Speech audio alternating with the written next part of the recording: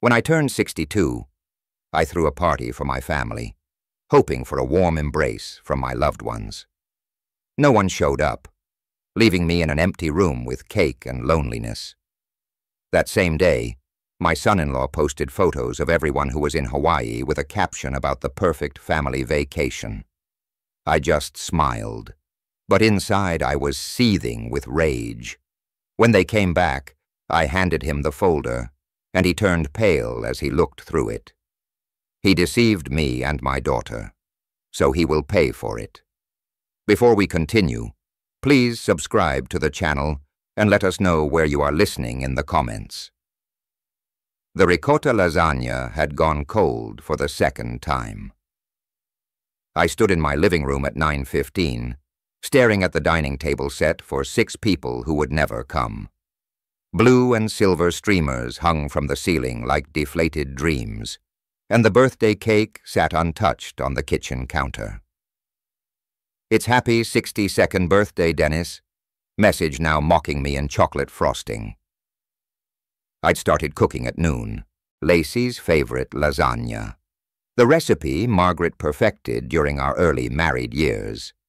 Layer by layer, I'd built it with the same precision I once used, designing aircraft engines. Fresh ricotta, homemade sauce, pasta sheets rolled thin as paper, the kind of care that takes time, the kind I thought my daughter still appreciated. The wine glasses had developed condensation rings on my grandmother's mahogany table. 6 place settings, complete with the good china Margaret saved for special occasions. I'd even folded the napkins into those fancy triangles Lacey admired at restaurants. The birthday candles had melted into colorful puddles, wax dripping onto the vanilla buttercream like tears. Through the thin walls, I could hear the Martinez family next door celebrating something. Children's laughter, clinking glasses, the warm hum of conversation that fills a house when people actually show up. Mrs. Martinez had waved from her garden this morning, asking if I needed help with my party preparations. "Family's coming," I told her proudly. "My daughter and her new husband." My phone sat silent on the coffee table. No missed calls, no apologetic text messages, no last-minute explanations. I'd checked it every 15 minutes since 5 o'clock when Derek's family was supposed to arrive after their afternoon drive from Seattle. Derek had promised they would all come for our first family gathering as in-laws, a whole new extended family I'd been eager to meet to welcome properly. The grandfather clock in the hallway chimed 9:30, Margaret's clock, the one her father built by hand in 1963. She used to say it kept perfect time because it was made with love. Now it just counted the minutes of my humiliation. I walked to the mantelpiece, past the framed photographs that told the story of my life. Margaret in her wedding dress, radiant and impossibly young. Lacey at 7, missing her front teeth, holding up a crayon drawing of our family. Christmas mornings when she'd wake us at dawn, bouncing on our bed until we agreed to open presents. Her college graduation, me bursting with pride as she walked across that stage, in her cap and gown. When did it change? When did my weekly phone calls become burdens? When did Sunday breakfast become an obligation she could skip? The transformation had been gradual, like ice forming on a pond. One day the water runs free, the next morning it's frozen solid. I blew out the birthday candles methodically, one by one. 62 small flames extinguished with 62 quiet puffs. No wish to make, no family to cheer. Just me and the silence and the slowly cooling lasagna that nobody would ever taste. The leftover cake would feed me for a week. The wine would return to my basement, unopened and waiting for an occasion that might never come. But something else was stirring inside me, something harder than disappointment. It felt like determination wrapped in steel wool, scratchy and uncomfortable, but undeniably strong. I settled into Margaret's old armchair. the blue velvet one she'd claimed as her reading spot. My phone felt heavier than usual as I picked it up, scrolling to Lacey's contact. Her smiling face looked back at me from the screen, a photo from last Christmas when she still hugged me goodbye. My thumb hovered over the call button. The phone rang 3 times before she answered. "Hi, Dad." Her voice sounded different, distant, formal, like she was talking to a colleague rather than the man who taught her to ride a bicycle. "Lacey, sweetheart, I was just wondering—" I know, Dad. I'm so sorry about tonight." The words came out rehearsed, mechanical. In the background, I heard something that sounded suspiciously like Hawaiian music, soft and tropical. There was an emergency at Derrick's work. Last-minute crisis. We completely forgot to check our calendars. I closed my eyes, trying to picture her face. Was she looking at Derrick while she spoke? Was he coaching her, feeding her lines? An emergency on Saturday night. It's complicated. Derrick says, "These real estate deals don't follow normal business hours." There it was. Derrick says, "When did her sentences start beginning with those 2 words? We're actually dealing with a priority management situation that requires our immediate attention." Priority management situation. Lacey, who used to say thingy when she couldn't remember the right word, was suddenly speaking like a corporate manual, and Derrick's parents, his sister, a pause, longer than comfortable. "They're helping with the situation. It's really all hands on deck right now." I walked to the kitchen, staring at the untouched lasagna. "You sound tired, honey. Just stressed." Derrick says, "We need to focus on our core family unit during challenging times." Core family unit. I remembered when she used to call us Team Gray, her and me against the world after Margaret died. Now I apparently wasn't part of any unit at all. "Well, happy birthday, Dennis." She'd forgotten my middle name. Ever since she learned to talk, every birthday greeting had been, "Happy birthday, Dennis Michael Gay," delivered in the same sing-ong voice she'd used as a toddler. Now, I was just Dennis, generic as a stranger. "Thank you." My voice stayed steady, controlled. I could hear Margaret's advice from beyond the grave. "Don't push when someone's pulling away. You'll only make them run further. I hope Derrick's emergency resolves quickly. It will. It has to." Another pause. "Dad, I should probably go. This situation really needs my full attention." The call lasted exactly 3 minutes and 47 seconds. I checked the timer after she hung up, staring at the number like it meant something. 3 years, 3 months, and 47 seconds. That's how long it took my daughter to become a stranger. I sat in the kitchen, surrounded by the evidence of my foolish optimism, the fancy napkins, the birthday decorations, the carefully prepared meal that would feed me for days. But beneath the hurt, something sharper was taking shape. Call it intuition, call it paranoia, call it the natural skepticism of a man who'd spent 40 years solving engineering problems. Derrick's emergency, real estate crisis on a Saturday night, Hawaiian music in the background. For the first time in months, I walked to Margaret's old desk and opened my laptop.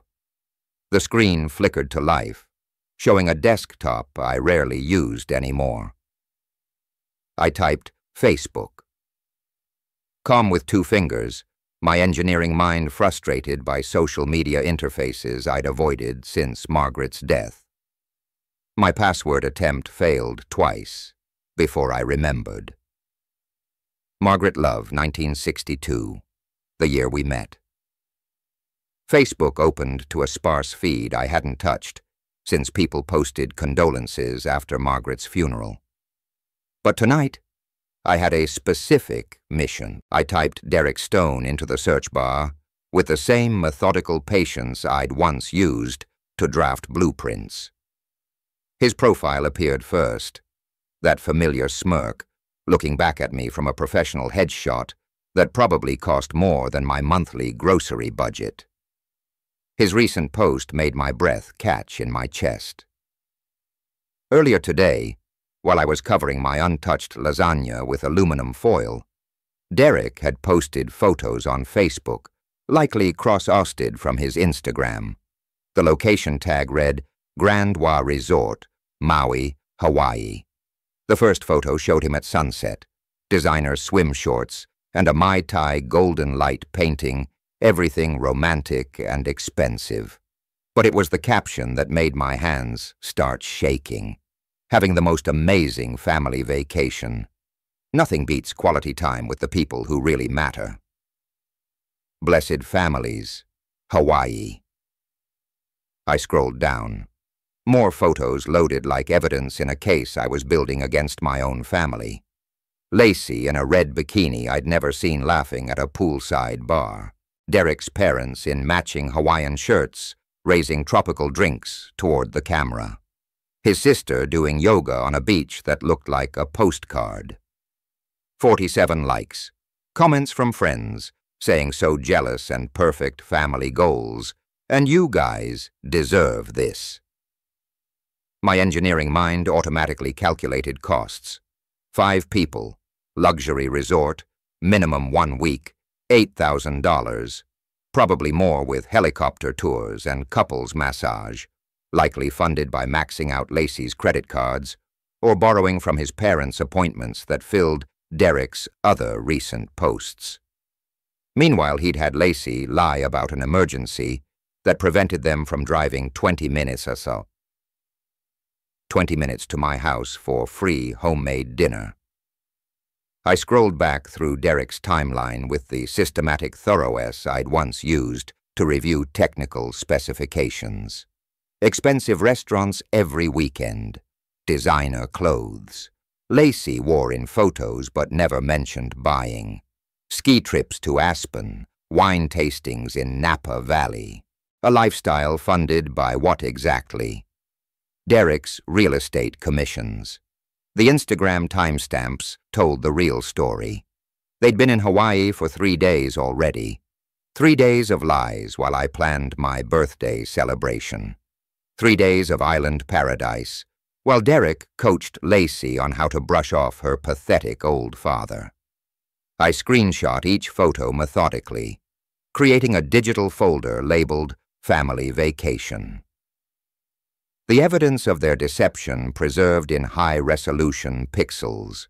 Derek grinning beside a helicopter. Lacey clinking glasses with his parents. The happy family I'd never be invited to join. Celebrating in tropical luxury while I ate alone in my cold house. The most recent post was timestamped 23 minutes ago. Derek at the resort bar. Another Mai Tai. Another smug smile, another caption about blessed family time, and making memories with the ones who matter. The ones who matter. Apparently that was everyone except me. My phone rang, Derek's name appearing on the screen like a challenge. I stared at it for 2 full rings, watching his contact photo flash. The same arrogant smile from the Hawaii photos, but now it looked different, predatory, calculated. On the 3rd ring, I answered, "Dennis, listen. I need you to understand something." Derek's voice carried the easy confidence of a man lounging in paradise. Behind him, I could hear waves lapping against sand, tropical birds calling to each other, and the distant sound of Lacey's laughter mixing with clinking glasses. "I'm listening." I kept my voice neutral. Controlled. Let him make the first move. "Your birthday party obsession is getting pathetic, old man. Lacey doesn't need your guilt trips anymore. We're building our own family traditions now. Understand?" The cruelty in his tone was casual, like he was discussing the weather. "She's got a husband now. A real life. Not some sad dinner parties where you play house with your dead wife's china. Margaret's china." He'd noticed the place settings in the photos I'd sent to Lacey, the ones where I'd proudly shown off my preparation. He was using my love against me like a weapon. Is that right? I walked to the mantelpiece, stopping in front of Margaret's photograph. Her eyes seemed to watch me, waiting to see how I'd handle this. Nobody cares about your birthday, Dennis. Find some friends your own age. Join a book club or something.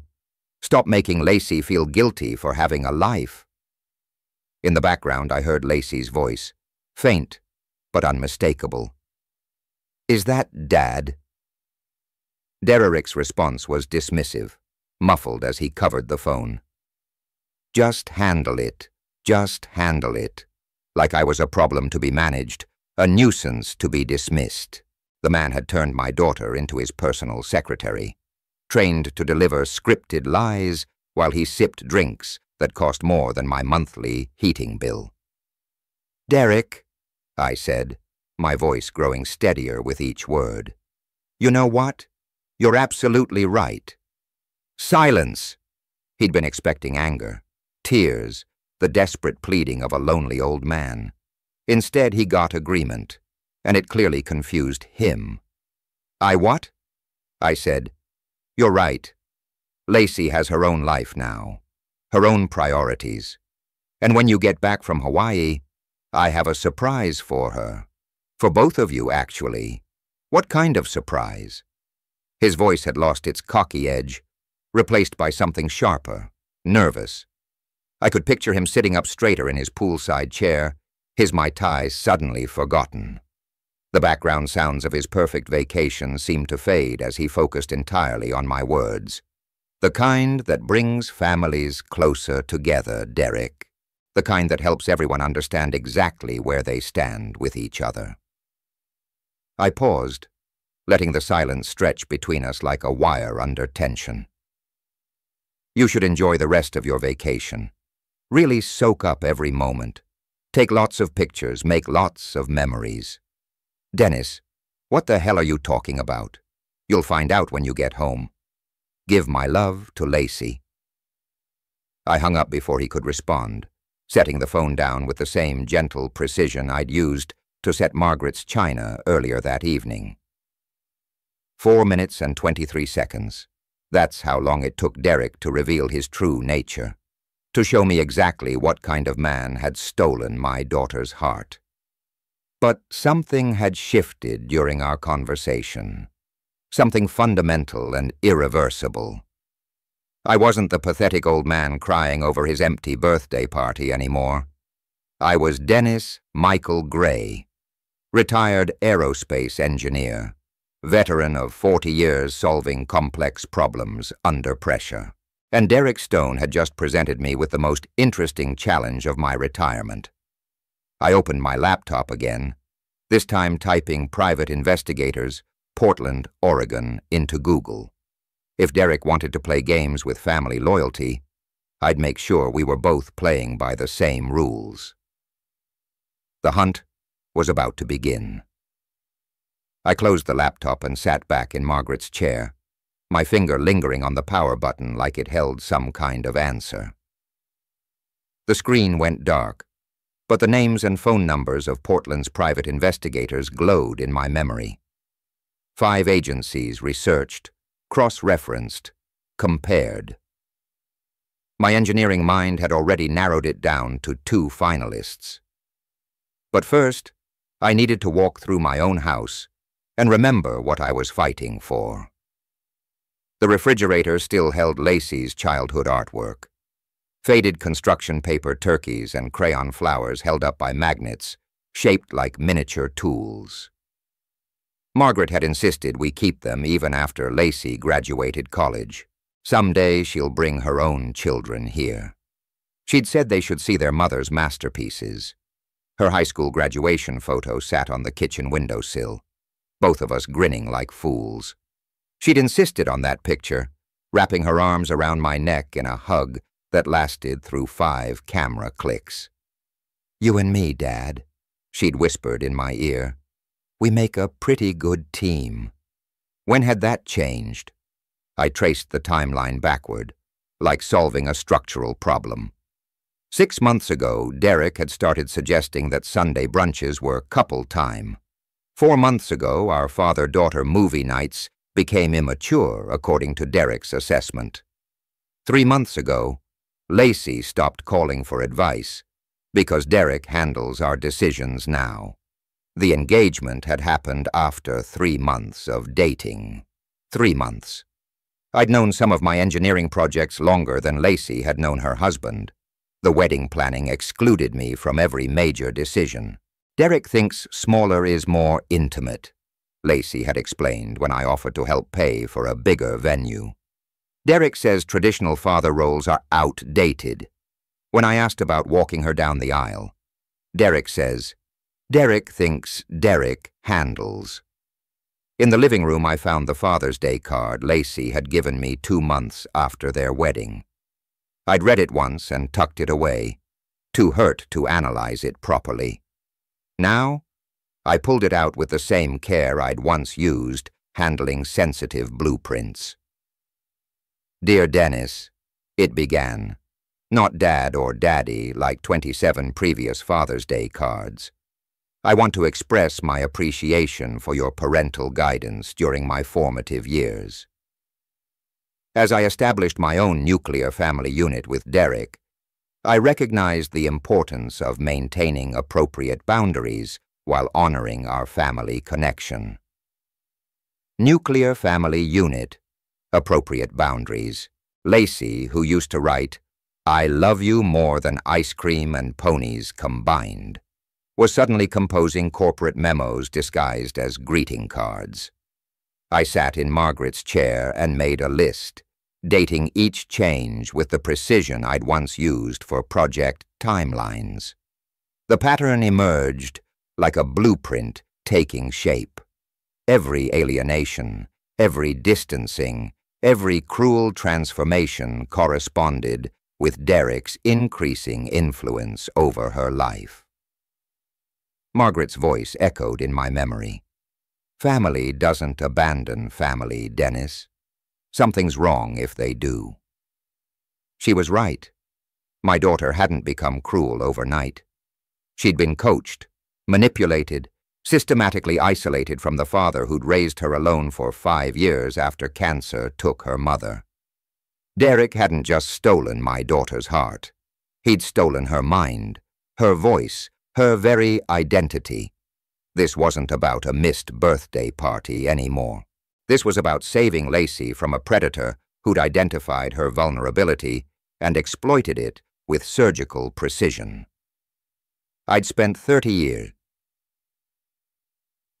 as a structural engineer identifying weak points in complex systems, but investigating people required different tools than analyzing blueprints and reinforcing them before they collapsed.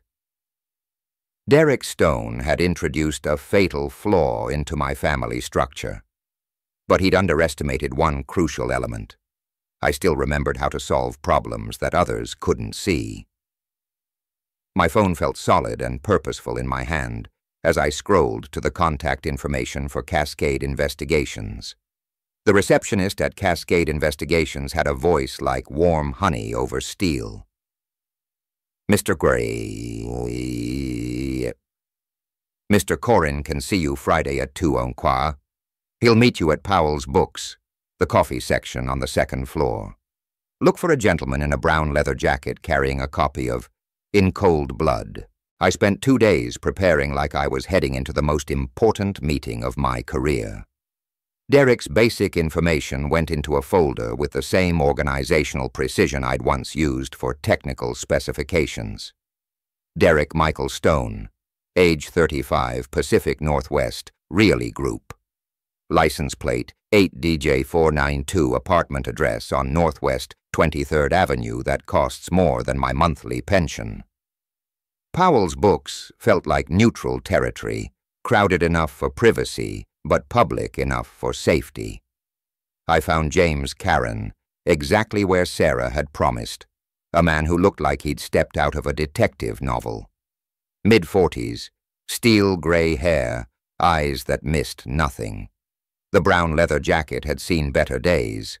but his handshake was firm as a closing deal. "Mr. Gray, coffee."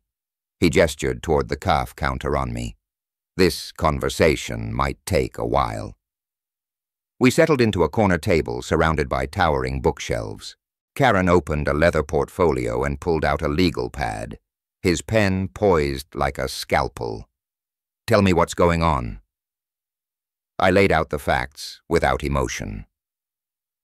The way I'd once presented engineering reports to skeptical clients, the birthday party, the Hawaiian deception, Lacey's personality transformation over 6 months of marriage, Derek's manipulative comments and controlling behavior. Kuran took notes in shorthand, occasionally nodding.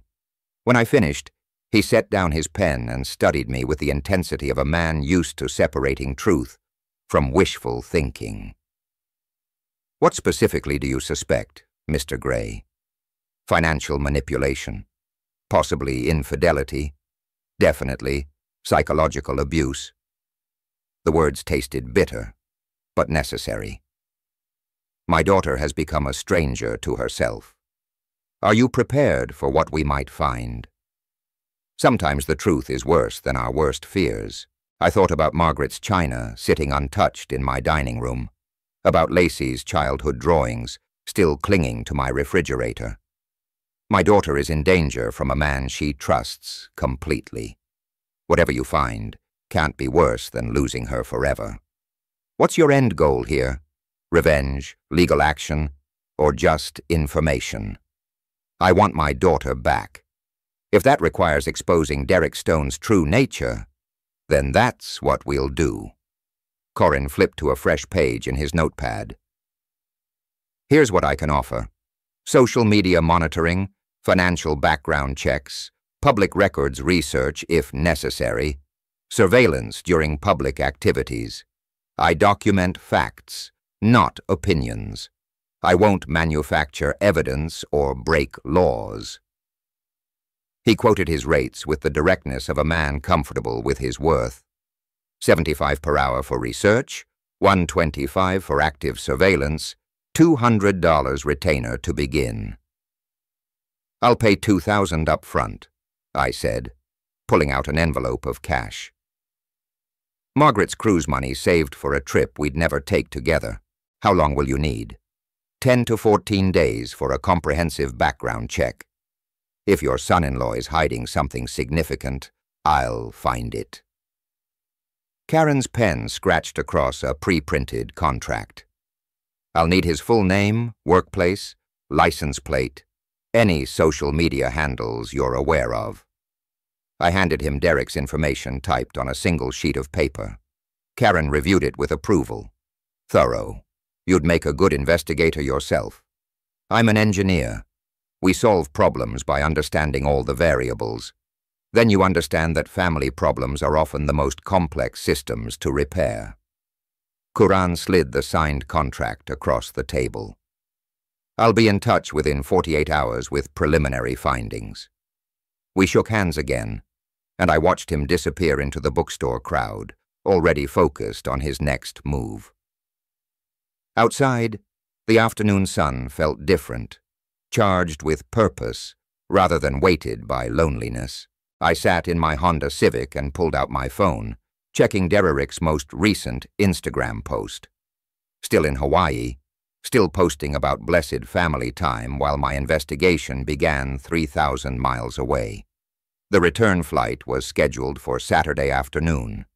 In my calendar app, I created a new event. Truth arrives home. The Delta Airlines app showed flight 12:47 on schedule. Saturday arrival at Portland International. 3:47 p.m. I sat down my phone and looked at the navy blue suit hanging in my bedroom closet, pressed and ready, like armor for an approaching battle. 6 days to prepare. 6 days to transform myself from the pathetic old man Derek had mocked into someone worthy of my daughter's respect.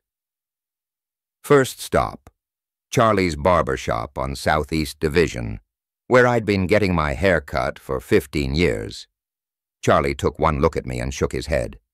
"Dennis, You look like you've been living in a cave. When's the last time you had a proper trim? 4 months ago? Maybe 5. I settled into the familiar leather chair. I need to look like someone who has his life together. Charlie, say no more. Charlie's scissors worked with surgical precision. Job interview, new lady friend, family reunion, close enough to the truth. The man in the mirror looked 10 years younger when Charlie finished. Sharp lines, confident angles, the kind of haircut that suggested competence rather than depression. I tipped him $20 instead of my usual 10. At the dry cleaner, Mrs. Kim examined my navy suit with professional disapproval. Too long since you wear this needs pressing. Minor alterations. You lose weight. Can you have it ready by Friday for you, Mr. Gray? Of course. Your wife. She always bring your clothes here. Good woman. She would want you looking sharp. Margaret would have approved of my preparation strategy. She'd always said navy blue made my eyes look strong. That confidence started with how you presented yourself to the world. I bought a new tie at Nordstrom, silk with thin silver stripes that caught the light just right. Back home, I installed a doorbell camera system I'd been putting off since Margaret's death. The instructions took 2 hours to follow properly, but my engineering background made the wiring straightforward. Now I could see who approached my house before they knocked. Control the interaction from the beginning. Derek's real estate company website revealed more than he probably intended. Pacific Northwest Realty Group looked professional enough, but the online reviews told a different story. Overpromises and underdelivers, pushy sales tactics, questionable ethics. I screenshot each complaint, building a file of Derek's professional reputation. Every morning, I walked 3 miles through Laurelhurst Park, building stamina and burning off nervous energy. My body felt stronger than it had in months, driven by purpose rather than weighed down by grief. I ate proper meals instead of frozen dinners, slept 8 hours instead of lying awake, missing Margaret. The psychology books I checked out from Multnomah County Library made for disturbing reading. Recognizing emotional manipulation, the psychology of financial abuse, love bombing, and isolation tactics. Derek's behavior matched the textbook patterns with frightening accuracy. I practiced conversations in my bedroom mirror, rehearsing calm, measured responses to Derek's inevitable attacks. Not angry confrontation, but surgical precision. A surgeon doesn't shout at cancer cells. He removes them with steady hands and sharp instruments. My bank account could handle additional detective expenses if necessary. My calendar was clear.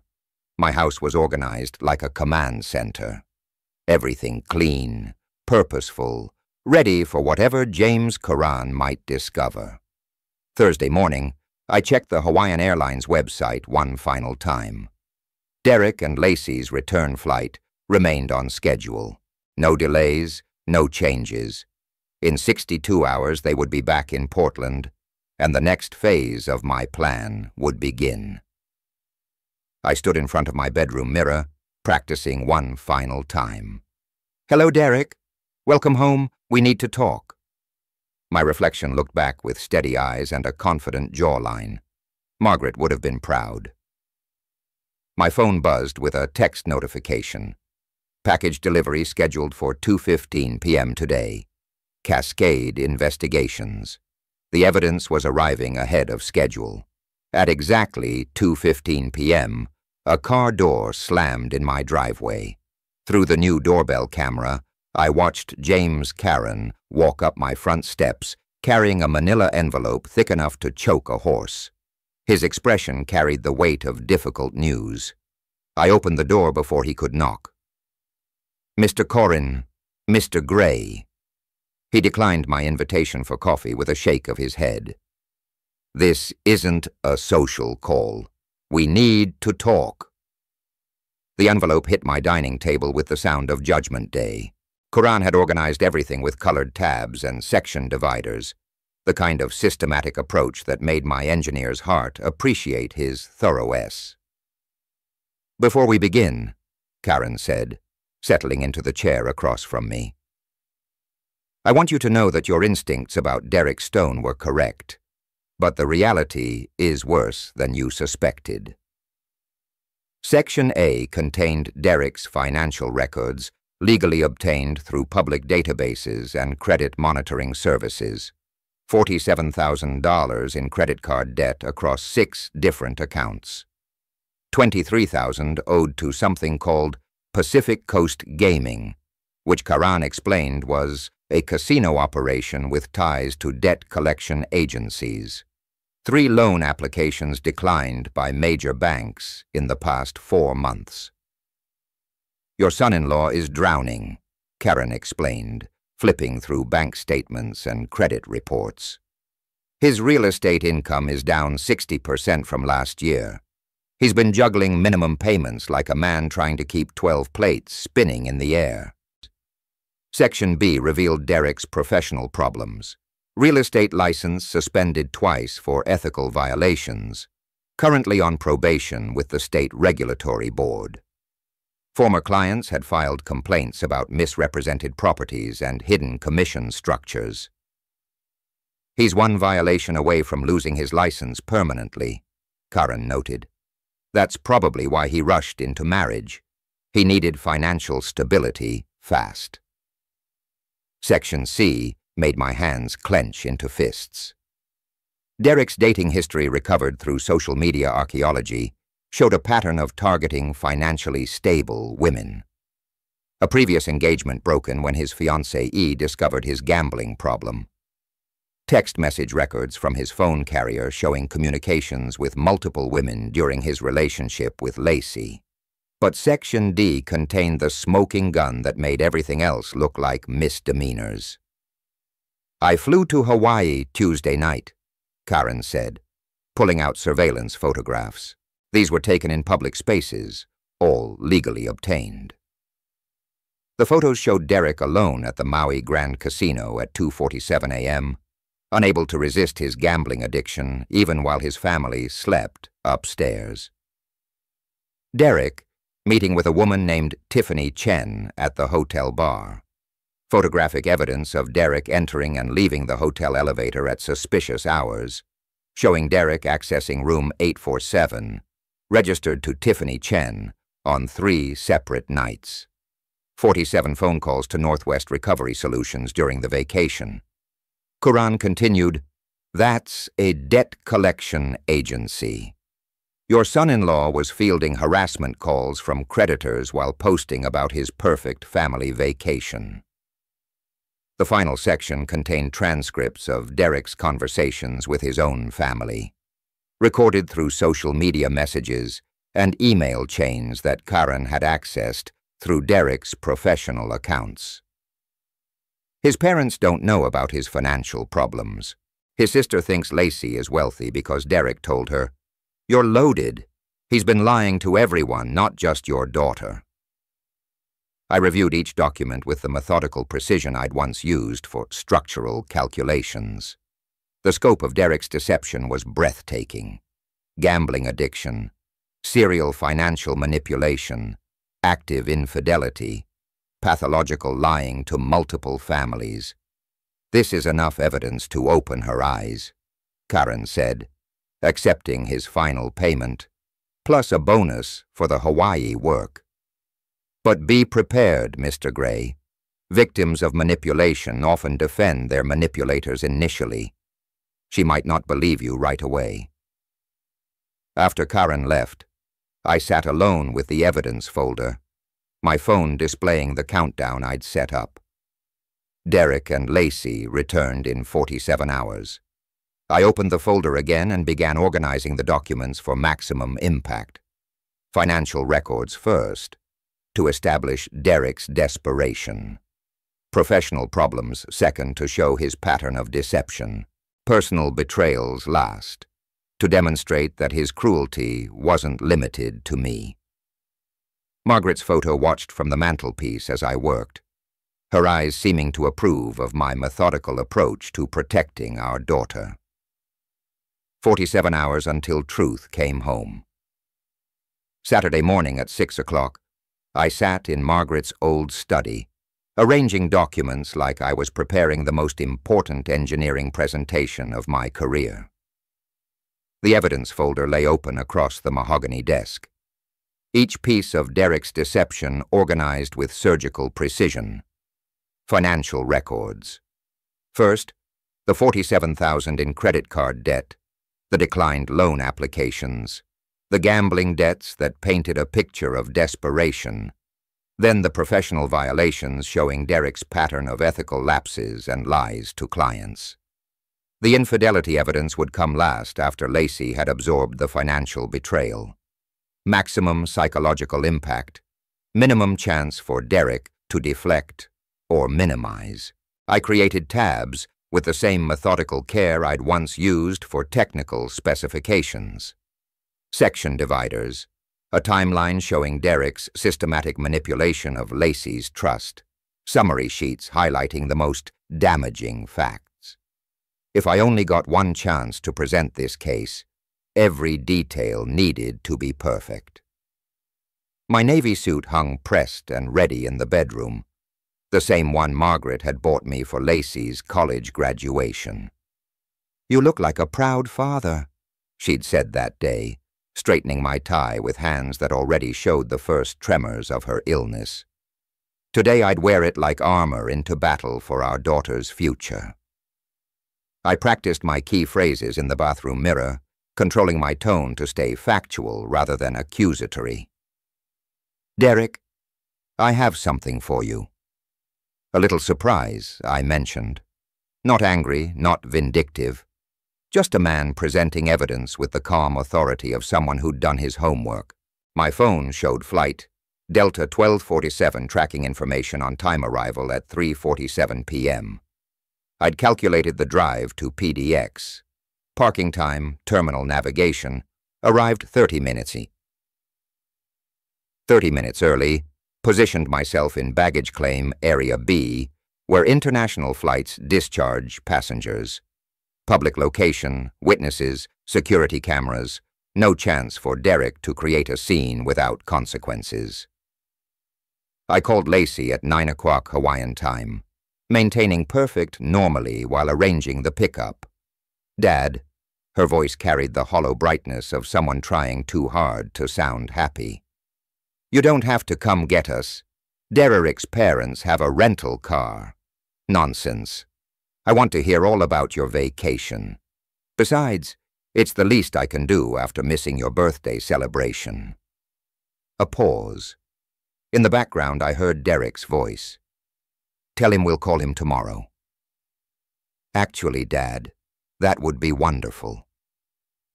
We land at 3:47. "I'll be there, sweetheart." After hanging up, I walked through my backyard to Margaret's memorial garden. Her ashes were scattered under the rosebush. She'd planted our first spring in this house. I knelt beside the roses and spoke to her the way I had every morning since her death. "Today's the day, Maggie. I'm either going to save our daughter or lose her forever." The morning air carried the scent of her favorite David Austin roses. "I need your strength today, your wisdom. Help me find the right words." Back inside, I made coffee using Lacey's childhood mug, the one with cartoon pandas that she'd insisted on using until age 14. A symbolic gesture, maybe, but it felt like inviting my real daughter back to breakfast. My phone buzzed with the airline notification I'd been waiting for. Flight Delta 1247 landed. I picked up the evidence folder, checked my appearance one final time in the hallway mirror, and walked to my car. Margaret's photo sat in my wallet right next to my driver's license. Whatever happened in the next few hours, I wouldn't face it alone. The Honda started on the first turn, reliable as always. As I backed out of my driveway, I thought about the man I'd been 2 weeks ago, the pathetic birthday victim crying over cold lasagna. That man was gone. In his place sat someone harder, smarter, more determined than Derek Stone had ever bothered to understand. The evidence folder rode shotgun like a passenger carrying justice in manila paper and colored tabs. PDX terminal buzzed with Saturday afternoon energy. Families reuniting. Business travelers checking phones. The constant backdrop of rolling luggage and arrival announcements. I positioned myself near baggage claim Carousel B with clear sight lines to the international arrivals exit. The evidence folder tucked under my left arm like a briefcase full of revelations. They emerged at exactly 4:15, all 5 of them looking relaxed and tan. Derek's parents wore matching Hawaiian shirts that screamed tourist, while his sister carried a woven bag, probably purchased at an overpriced resort gift shop. Lacey looked beautiful but tired, her smile not quite reaching her eyes. Derek walked slightly ahead of everyone, already reaching for his phone with the compulsive urgency of a man who couldn't disconnect from his problems, even in paradise. I timed my approach perfectly, intercepting them as they claimed their luggage from Carousel 3. "Welcome home, everyone." Lacey's face lit up with genuine happiness. "Dad, you didn't have to wait so long." Her hug felt real, desperate, almost like she'd missed having someone who loved her unconditionally. Derek's greeting was performance art. "Dennis, great to see you, buddy. Thanks so much for picking us up. Really above and beyond." His handshake lasted exactly 2 seconds, his eyes already scanning the terminal exit. "We should probably get going. Long day, you know." "Actually," I said, settling my hand gently on Lacey's shoulder. "Why don't we sit for a few minutes? I'd love to hear about your trip. There's a nice calf right over there." Derek's parents exchanged glances. His mother, Ellen, looked like she wanted to object, but Derek was already herding everyone toward the exit. "We're pretty beat, Dennis. Maybe we could catch up tomorrow." "I insist." My voice carried the quiet authority I'd learned from 40 years of project management. 5 minutes. I brought something for Derek. Anyway, the calf offered round tables with clear views in all directions. Perfect positioning.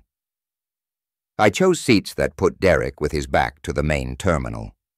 Lacey beside me, where she could see everything. His family completing the circle like witnesses at a deposition. Derek immediately launched into vacation highlights, showing photos on his phone with the practiced enthusiasm of someone selling a fantasy. The helicopter tour was incredible, cost a fortune, but totally worth it. And the resort spa, Lacey got the full treatment. Didn't you, honey? I watched Lacey nod mechanically while Derek's mother mentioned almost casually. Derek spent so much time on business calls, even during family dinners. He must have very demanding clients. Late-night work calls, too. Derek's sister added, "We hardly saw him after 10 p.m. Always handling some urgent situation." Derek's jaw tightened almost imperceptibly. Real estate never sleeps, you know, especially when you're building something substantial. "Speaking of building something," I said, placing the manila folder on the table between us like a peace offering.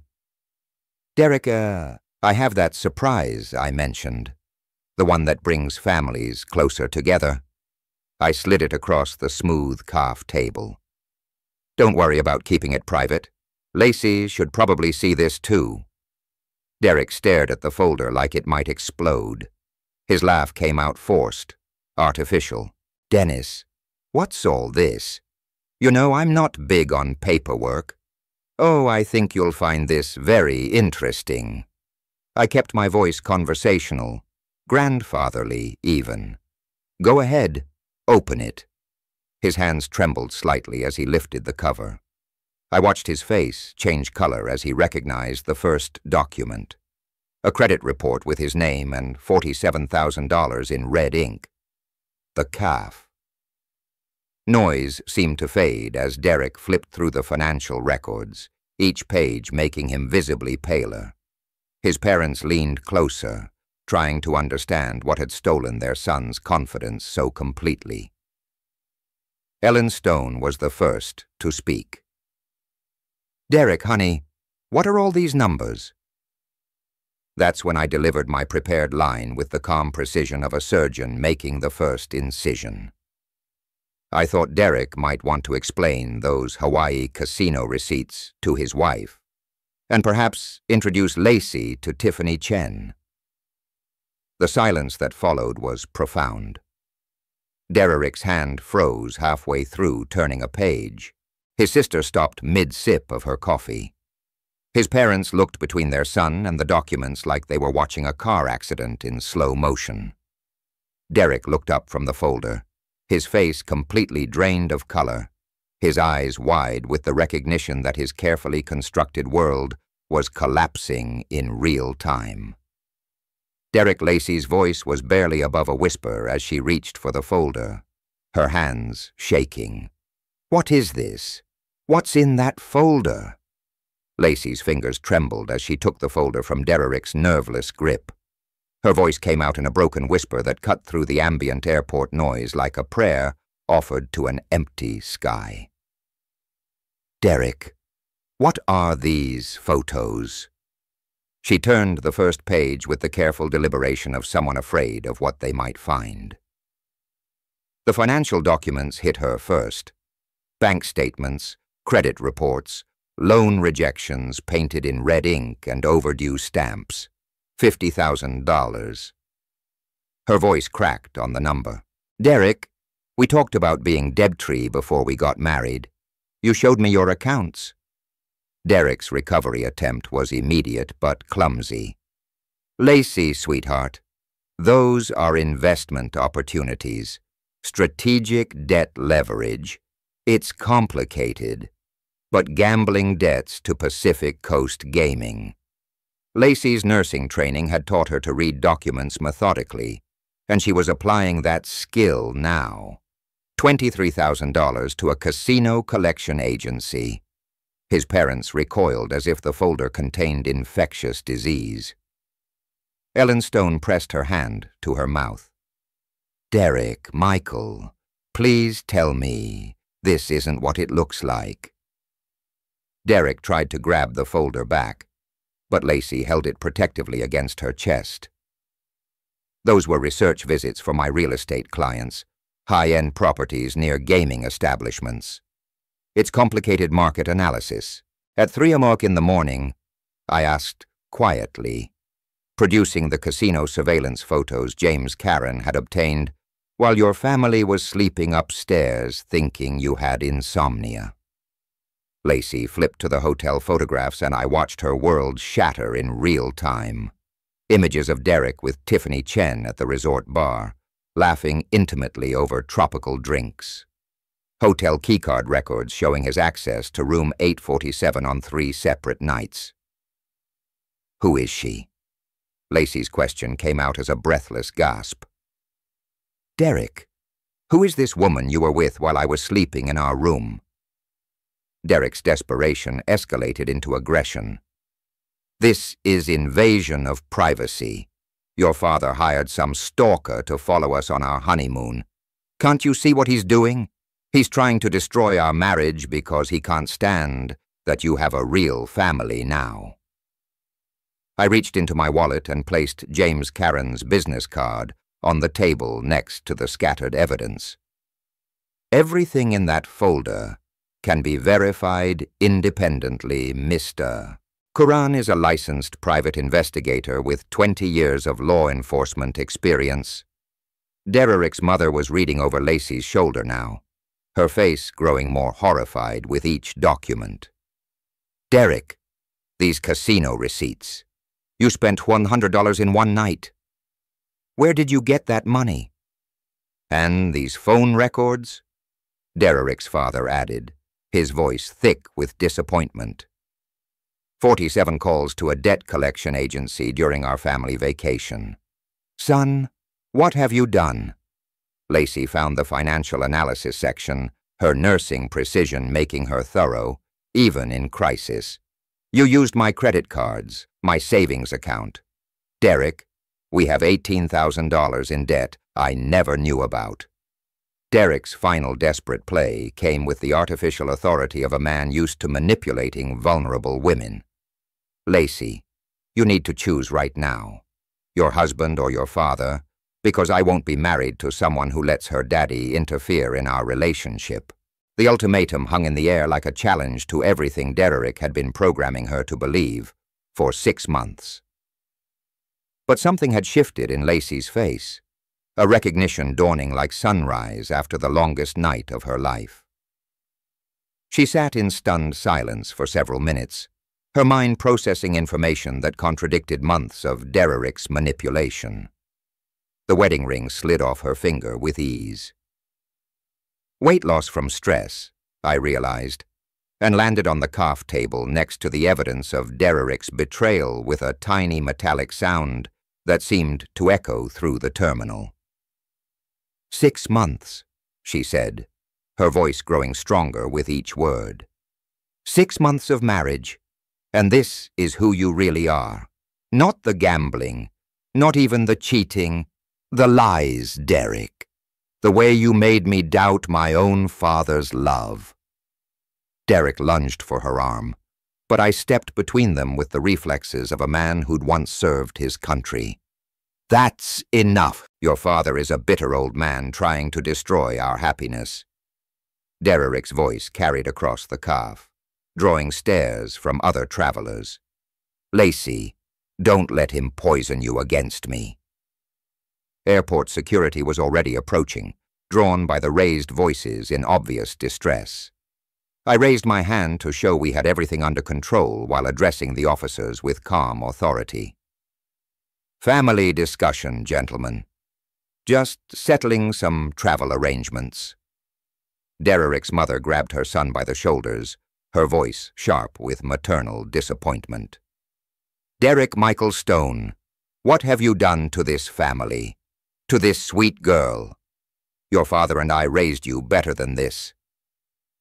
Lacey picked up her purse and turned toward me, her face strewn with tears, but her voice steady with newfound conviction. I need to go home now, Dad. To our real home. Derek's desperation finally broke through his calculated facade as his accusations followed us toward the terminal exit. But they sounded hollow now, the desperate protests of a man watching his carefully constructed con fall apart in public. You'll regret this, Lacey. You'll come crawling back when you realize what you've thrown away. I kept my hand gently on Lacey's shoulder as we walked away, not looking back at the man who'd stolen 6 months of my daughter's life. The evidence folder remained scattered across the cough. Table Derek's parents and sister left to sort through the wreckage of the son and brother they thought they knew. Behind us, Derek's voice cracked with the sound of a man facing consequences for the first time in his adult life. The parking garage was silent, except for the distant rumble of planes overhead and the quiet sound of my daughter crying. We sat in my Honda Civic, Lacey clutching the handkerchief Margaret had embroidered with tiny forget-me-nots, while I waited for her tears to find their words. I'm so sorry, Dad. Her voice came out broken, raw with 6 months of suppressed doubt. I'm so sorry. I believed him about you, about us. The drive home took 45 minutes, but we talked for what felt like hours. Lacey shared how Derek had convinced her that my love was unhealthy attachment, that grown daughters needed to establish boundaries with controlling fathers, how he'd coached her to see my Sunday brunch invitations as manipulation rather than tradition, my birthday celebration as desperate attention-seeking instead of simple love.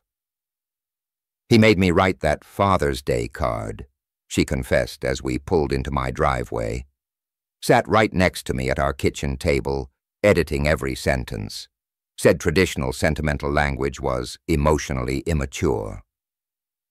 I made her favorite childhood comfort food that evening: grilled cheese sandwiches with the crust cut off, and Campbell's tomato soup, the same meal I'd served when she had bad dreams or scraped knees. We sat at the kitchen table where she'd once done homework and told me about her day, reclaiming the space Derek had tried to poison with his manipulation. She noticed Margaret's coffee mug sitting in its usual spot by the window, untouched since the morning of my birthday party. Mom would have seen right through him, wouldn't she? Your mother always said, "Family protects family no matter what," I replied, refilling our soup bowls. She would have been proud of your courage today. Derek's harassment started within the hour. Phone calls, text messages, emails, cycling between apology and threat with manic desperation. I helped Lacey block his number and social media accounts, documenting everything for the restraining order we'd file Monday morning. By Tuesday, we had a divorce attorney. By Thursday, Derek was served with papers that protected Lacey from his debts, while ensuring she recovered half their shared assets. His real estate license was permanently revoked when the state board discovered he'd falsified financial documents on loan applications. Lacey stayed in her childhood bedroom for 2 weeks, healing from the psychological damage of 6 months with a master manipulator. I took vacation time from my retirement to help her remember who she was before Derek tried to remake her in his image. The restraining order became necessary when Derek appeared at my house 3 times in 1 week, alternating between fury and desperate pleading. I calmly documented each violation while making it clear that Lacey was under my protection now.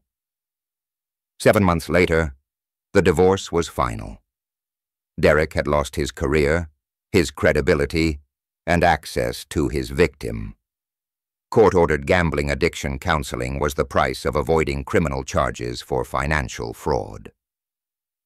His parents, horrified by their son's behavior, cut off the financial support that had enabled his lifestyle for years. Lacey bloomed like Margaret's roses in spring. She returned to full-time nursing, enrolled in a nurse practitioner program, and began dating Tom, a pediatric surgeon from her hospital who treated her with the respect Derek never had. On my 63rd birthday, my house filled with laughter and genuine celebration. Lacey, Tom, 3 of her nursing school friends, the Martinez family from next door, and James Karen, who'd become an unexpected friend. Real joy earned through surviving crisis together. As I blew out 63 candles, I caught sight of Margaret's photo back on the mantelpiece beside a new picture from Lacey's nursing school graduation. Both of us grinning like we had when she was 7 years old, before Derek Stone ever existed in our lives. Lacey squeezed my hand as the last candle flickered out. "What did you wish for, Dad?" I looked around the room at the family we'd rebuilt from Derek's ashes, at the daughter who'd found her way back to herself, at the future stretching ahead of us, like an uncharted blueprint waiting to be drawn. "I wished your mother could see how strong and beautiful you've become," I said. "But mostly, I realized I don't need to wish for anything. We have everything we need right here." Margaret would have been so proud of the woman our daughter became, and the man I'd found the courage to be when it mattered most. If you like this story, please like this video, subscribe to the channel, and share your impressions of this story in the comments. To listen to the next story, click on the box on the left. Thank you for watching.